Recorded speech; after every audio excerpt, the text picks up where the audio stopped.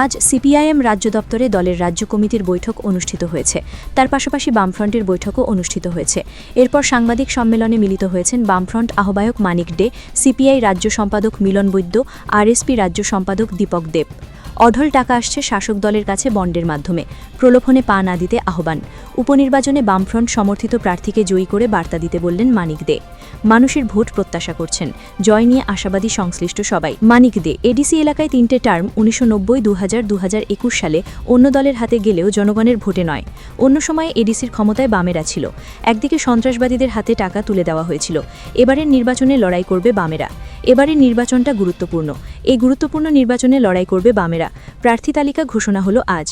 এডিসিতে দুর্নীতি, পেনশনারদের টাকা দিতে পারছে না। এডিসি এলাকায় কেলেঙ্কারির অভিযোগ তুলে সরব হয়েছেন বামফ্রন্ট আহ্বায়ক। শিক্ষার বেহাল দশা, পানীয় জলের সংকট তীব্র, অনাহার চলছে, শিশু বিক্রি, অনাহারে মৃত্যু হচ্ছে। বামফ্রন্ট এডিসি এলাকায় কাজের মাধ্যমে দৃষ্টান্ত রেখেছিল। এবার আবার শান্তি, সম্প্রীতি ও উন্নয়ন হয়েছে।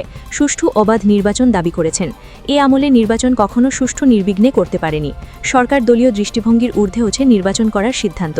আজ এডিসি নির্বাচনের প্রার্থী ঘোষণা করা হয়েছে। ধর্মনগর উপনির্বাচনে লড়াই করবেন অমিতাভ দত্ত। বামফ্রন্টের তরফে আহ্বান, নৈরাজ্য অরাজকতার বিরুদ্ধে লড়াই।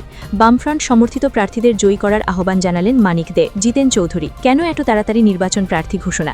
নির্দিষ্ট সময়ে নির্বাচন অনুষ্ঠিত হবে বলে আশাবাদী সিপিআইএম রাজ্য সম্পাদক জিতেন্দ্র চৌধুরী। স্বয়ং মুখ্যমন্ত্রী অফিস কাছারি খাওয়া নেওয়া ছেড়ে প্রচার করছেন। মুখ্যমন্ত্রী বলছেন এডিসিকে মথার নেতৃত্বে কেলেঙ্কারি চলছে। একটা সময় শ্মশানে পরিণত করেছিল খুমুলুংকে। এখন 5 বছরে উন্নয়নের নামে লুটপাট চলছে। মুখ্যমন্ত্রী বলছেন এডিসি এলাকায় অনিয়ম চলছে। একটা দল আরেকটা দলের বিরুদ্ধে আঙুল তুলছে। এটা নাতুকেপনা, লুটের ভাগ কে কত পাবে তার লড়াই। মন্ত্রিসভায় এক হাসি খুশি চলছে। বহু পরীক্ষা নিরীক্ষা করে প্রার্থী ঘোষণা করা হয়েছে। অভিজ্ঞতা, শিক্ষাগত যোগ্যতা, তারুণ্য বিচার করা হয়েছে। ধর্মনগরে উপনির্বাচনে এবং এডিসি এলাকায় বামফ্রন্ট সমর্থিত প্রার্থীদের বিপুল ভোটে জয়ী করার আহ্বান জানালেন জিতেন চৌধুরী। গণতান্ত্রিক আন্দোলনের কর্মীরা রক্তাক্ত হচ্ছেন ধর্মনগরে। আসামি ধরা পড়ছে না, কেস লিপিবদ্ধ হচ্ছে না। ফ্যাসিবাদী কায়দায় কিভাবে টিকে থাকতে চায় তাদের বিরুদ্ধে লড়াইয়ে সংকল্প নিয়েছেন বামেরা। নির্বাচন মণ্ডলীর কাছে ভোটা প্রার্থনা করেছেন। বামফ্রন্ট লোক হারিয়ে যাননি।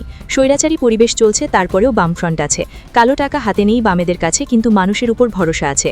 2023 সালে বিশেষ সমঝোতা হয়েছিল, 2024 সালেও সমঝোতা হয়েছিল। গণতন্ত্র পুনরুদ্ধারে কংগ্রেস সহ ধর্মনিরপেক্ষ গণতান্ত্রিক দলের কাছে আহ্বান জানালেন জিতেন। কংগ্রেস তারা বিজেপিকে পরাজিত করতে বামফ্রন্টকে সমর্থন করতে দাবি করেছেন। সিপিএম প্লাস বিজেপি মানে সিজেপি।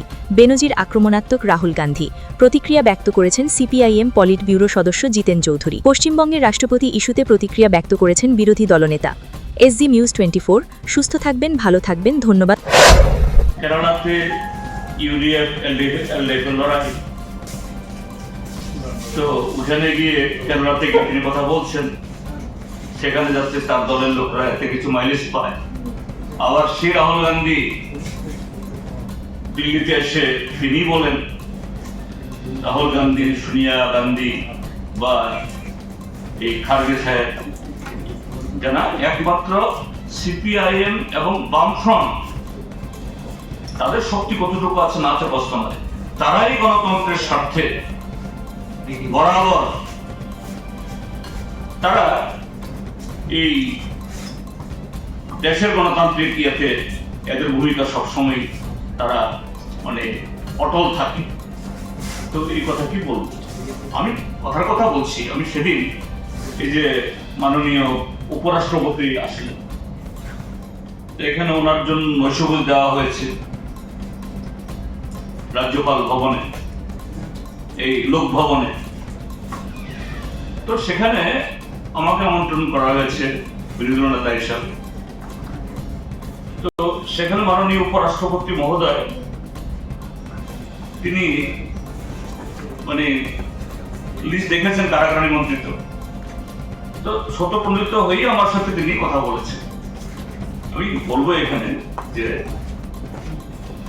সৌজন্যতা এবং সত্যি যদি বলে আপন ভাবে, মাননীয় উপরাষ্ট্রপতি বলছেন যে না, যে আমাদের যে প্রাক্তন মুখ্যমন্ত্রী নৃপেন চক্রবর্তী খোঁজ নিয়েছেন